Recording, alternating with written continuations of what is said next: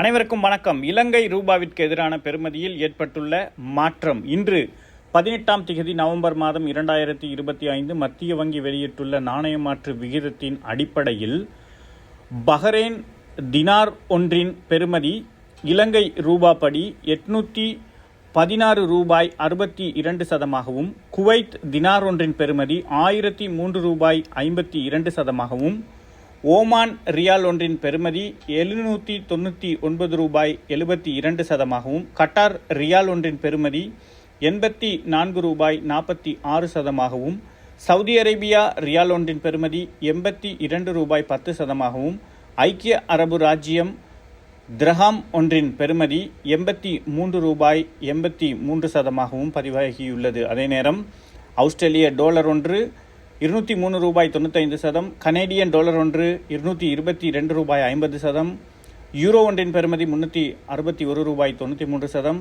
Japan எண் ஒன்றின் பெறுமதி 2 ரூபாய், சிங்கப்பூர் டாலர் ஒன்றின் பெறுமதி 240 ரூபாய் 35 சதம், ஸ்டெர்லிங் பவுண்ட் ஒன்றின் பெறுமதி 410 ரூபாய் 32 சதம், சுவிஸ் பிராங்க் ஒன்றின் பெறுமதி 393 ரூபாய் 70 சதமாகவும், ஐக்கிய அமெரிக்க டாலர் ஒன்றின் பெறுமதி 311 ரூபாவாகவும் பதிவாகியுள்ளது. இது போன்ற செய்திகளுக்கு நம்ம சேனலை சப்ஸ்கிரைப் பண்ணுங்கள், ஷேர் பண்ணுங்கள்.